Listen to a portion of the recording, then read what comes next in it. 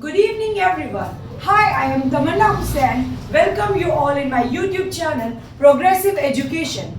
So, before starting the topic, I would like to tell you guys that I have already uploaded 3 videos related to the same topic, that is chapter number 11 direct and inverse proportion, related to introduction of this chapter, and also the exercise number 11.1 from question number 1 to 5. If you haven't seen yet, please go and watch it. So without wasting the time, shall we start the topic? So let's go to the question number 6. In a model of a ship, the mast is 9 centimeter high, while the mast of the actual ship is 12 meter high. And if the length of the ship is 28 meter, how long is the model ship? यहाँ पे बोला गया है, my dear, कि एक ship है, उसका जो एक्चुअल लेंथ, जब उसका एक्चुअल लेंथ क्या है 12 मीटर है, ठीक है, तो एक जो मॉडल बनाया गया है शिप का, उसमें उसका मास्ट रखा गया है 9 सेंटीमीटर हाई।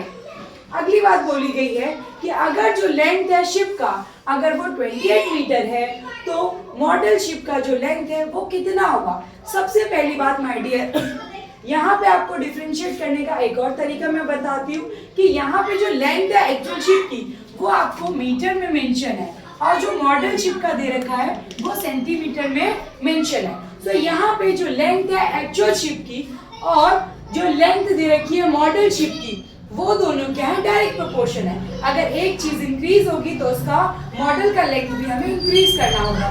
सो ये क्वेश्चन हुआ अगेन डायरेक्ट प्रोपोर्शन का। So you already know that कि डायरेक्ट प्रोपोर्शन में क्या होता है। तो सबसे पहले हम लिखेंगे it is a direct proportion.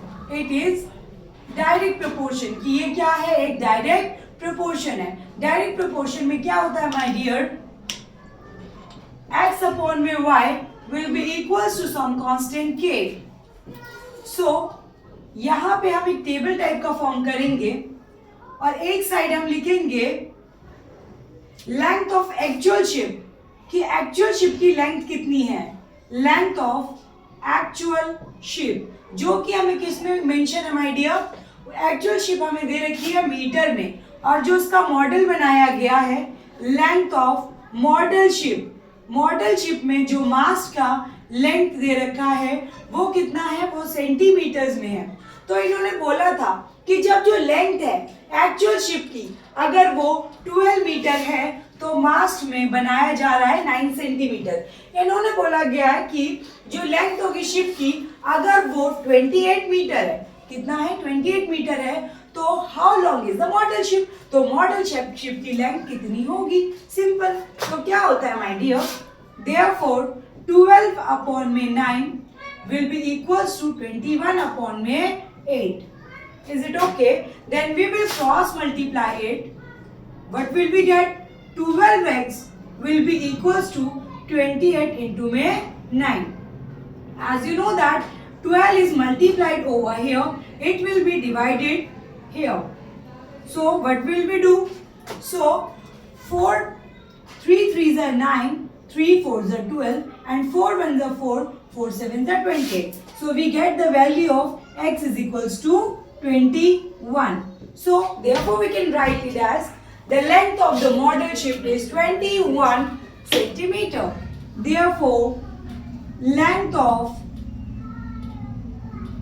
model ship is 21 centimeter. This is our required answer over here. Start. Let's come to the next question, that is question number 7. Suppose 2 kg of sugar contains 9 into 10 raised to the power 6 crystals. How many sugar crystals are there in 5 kg of sugar?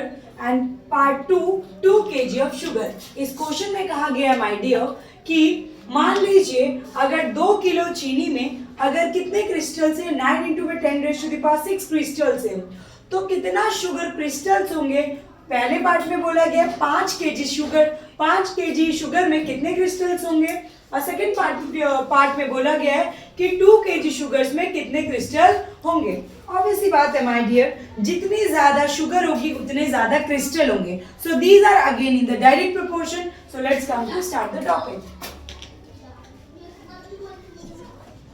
It is direct proportion. It is direct proportion. ये direct proportion है, तो direct proportion में क्या होता है? Again that will be equals to x upon में y, that will be equals to some constant k. So यहाँ पे हम दोबारा एक tabular form में बनाएंगे.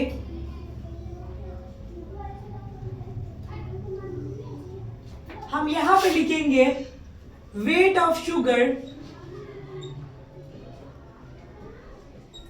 और वो हमें गिवन है केजी में, और उसके बाद हम लिखेंगे नंबर ऑफ क्रिस्टल्स.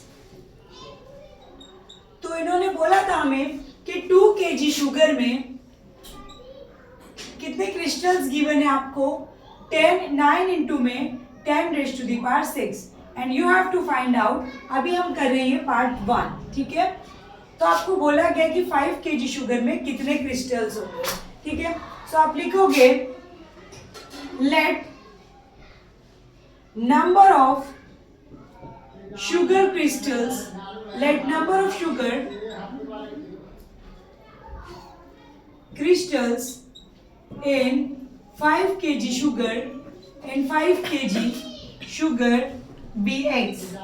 मान लेते हैं हम ये x एज्यूम कर लेते हैं.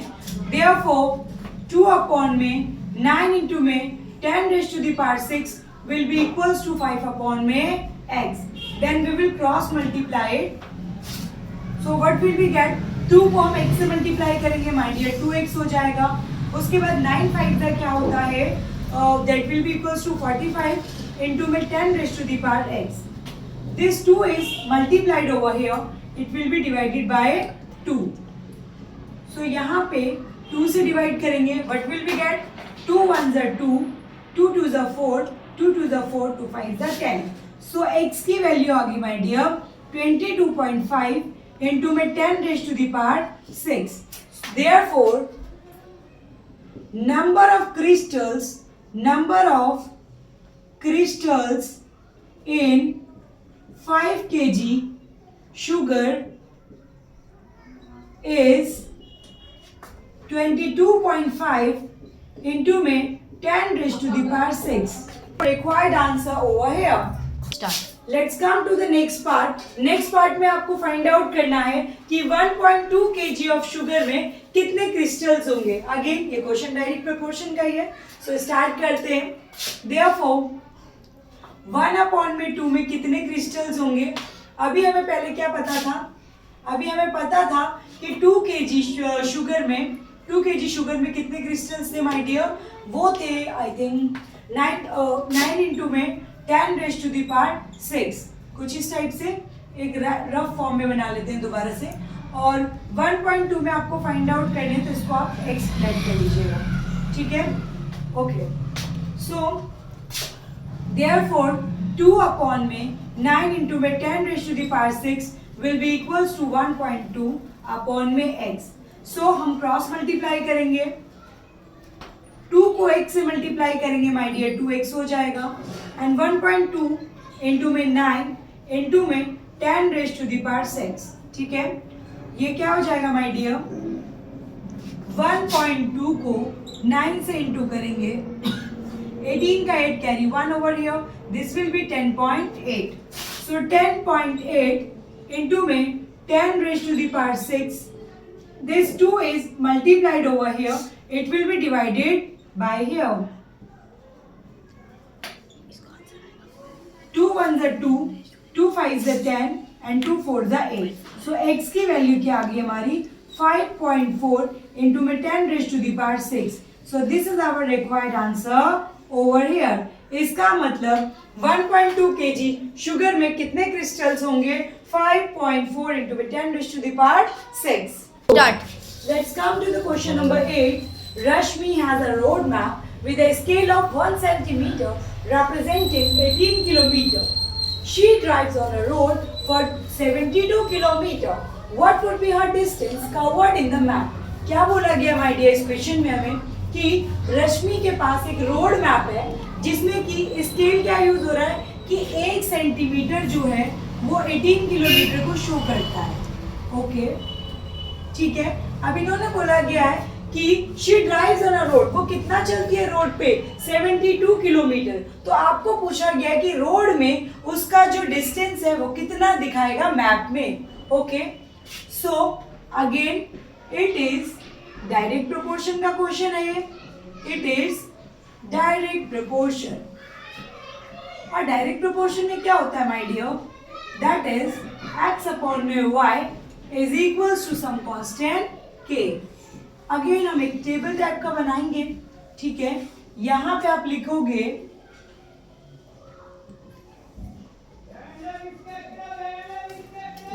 लिखोगे डिस्टेंस कवर्ड एक्चुअल, मतलब जो रियल में डिस्टेंस कवर हुआ है, और यहां पे आप लिखोगे distance covered in map, distance covered जो मैप में दिखा रहा है वो। यहां पे आपको क्या कहा गया माय डियर कि जो एक्चुअल डिस्टेंस है वो 18 किलोमीटर होता है, तो मैप में दिखाता है 1 सेंटीमीटर, ठीक है। जो एक्चुअल डिस्टेंस कवर है वो आपका किलोमीटर में शो ऑफ कर रहा है, और जो डिस्टेंस कवर हो रहा है मैप में वो सेंटीमीटर में दिखा रहा है। यहाँ पे आपसे बोला गया है कि what would be her distance covered, उसका डिस्टेंस कितना कवर्ड माना जाएगा मैप में अगर उसका रियल जो उसने डिस्टेंस कवर किया है वो 72 किलोमीटर है। तो आप इसको लेट करेंगे, इसको x मान लोगे, तो आप लिखोगे let distance covered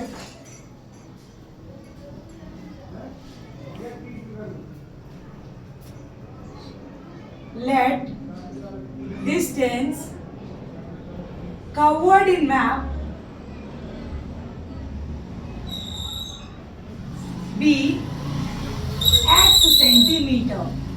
Therefore 18 upon में 1 will be equals to 72 upon में x. Then what will we do? We will cross multiply it by one another. Okay, तो 18 को x से मल्टीप्लाई करेंगे माय डियर हो जाएगा 18x, एंड 1 को 72 से मल्टीप्लाई करेंगे तो हो जाएगा 72. So 18 is multiplied over here, it will be divided by here. So 18 1 जा 18, 18 4 जा आपका होता है 72. सो x की वैल्यू क्या आ गई आपकी 4. सो इट मींस दैट कि जब डिस्टेंस एक्चुअल डिस्टेंस कवर्ड हो रहा है 72 kilometre, therefore distance covered in the map will be 4 centimeter. तो आप लिखोगे therefore if actual distance covered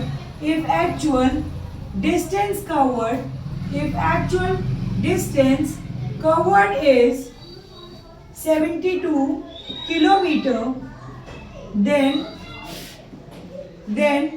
distance covered in the map, then distance shown in the map, you can write it as shown in the map is 4 centimeter.